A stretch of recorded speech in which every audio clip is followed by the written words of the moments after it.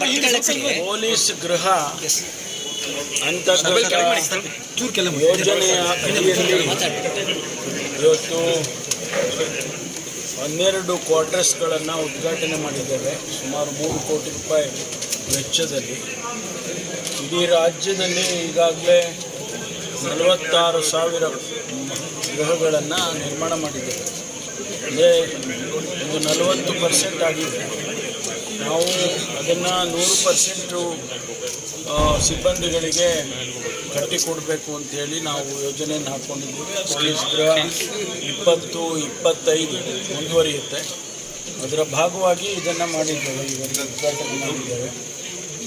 ನನಗನ್ಸುತ್ತೆ ಸಿಬ್ಬಂದಿಗಳಿಗೆ ಕೆಲಸ ಮಾಡೋದಕ್ಕೆ ಇನ್ನೂ ಹೆಚ್ಚಿನ ರೀತಿಯಲ್ಲಿ ಉತ್ತೇಜನ ಸಿಗ್ತದೆ ಅಂತೇಳಿ ಭಾವಿಸ್ತೀನಿ.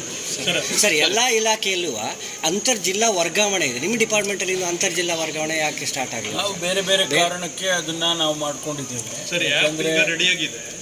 ಆ್ಯಪ್ ಅನ್ನೋ ವ್ಯವಸ್ಥೆ ಲಾಸ್ಟ್ 10 ತಿಂಗಳ ಹಿಂದೆ ಆ್ಯಪ್ ವ್ಯವಸ್ಥೆ ಮಾಡ್ಕೊಂಡಿದ್ರು.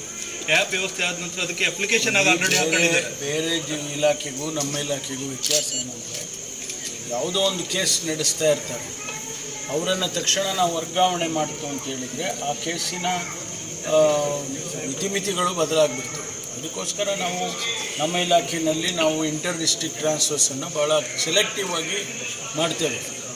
ಗಂಡ ಹೆಂಡತಿ ಪ್ರಕರಣ ಇರ್ಬೋದು, ಅಥವಾ ಬೇರೆ ಬೇರೆ ಹೆಲ್ತ್ ಪ್ರಕರಣ ಇರ್ಬೋದು, ಬೇರೆ ಬೇರೆ ಕಾರಣಕ್ಕೆ ಮಾಡ್ತೇವೆ. ಜನರಲ್ಲಾಗಿ ಬೇರೆ ಇಲಾಖೆಗಳಲ್ಲಿ ಮಾಡಿದಾಗ ನಮ್ಮ ಇಲಾಖೆಯಲ್ಲಿ ಮಾಡೋದಿಲ್ಲ.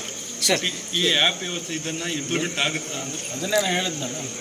ಸರ್, ನಿಮ್ಮ ಇಲಾಖೆಯಲ್ಲಿ ಭಟ್ಕಳ ಒಂದು ಸೂಕ್ಷ್ಮ ಪ್ರದೇಶ ಅಂತ ನೀವು ಹೇಳ್ತೀರಿ.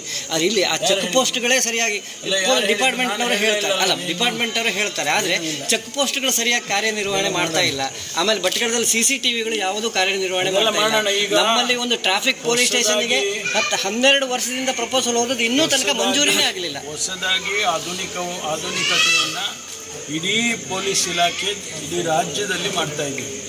ಸಾವಿರಾರು CCTV ಕ್ಯಾಮ್ರಾಗಳು ಮತ್ತು ಅದಕ್ಕೆ ಬೇಕಾದಂಥ ಟೆಕ್ನಾಲಜಿ ಇದೆಲ್ಲವನ್ನು ಉಪಯೋಗಿಸೋದಕ್ಕೆ ಪ್ರತಿಯೊಂದು ಪೊಲೀಸ್ ಸ್ಟೇಷನ್ನಿಗೂ ಕೂಡ ಅದೆಲ್ಲೇ ಇರಲಿ, ಇಂಟೀರಿಯರ್ನಲ್ಲಿದ್ದರೂ ಕೂಡ ಆ ಸ್ಟೇಷನ್ನಿನ ಲಿಂಕು ನಮ್ಮ ಮೇನ್ ಹೆಡ್ ಕ್ವಾರ್ಟರ್ಸಿಗೆ ಕನೆಕ್ಟ್ ಮಾಡ್ಕೊಳ್ತೀವಿ.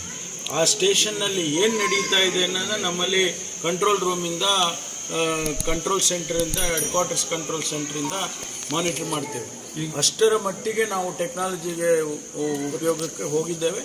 ಎಲ್ಲ ಬದಲಾವಣೆಗಳನ್ನು ಕೂಡ ಹಂತವಾಗಿ. ಸರ್, ಹಿಜಾಬ್ ವಿವಾದ ಮತ್ತೆ ತಲೆ ಎತ್ತಾ ಇದೆಯಲ್ಲ ಸರ್.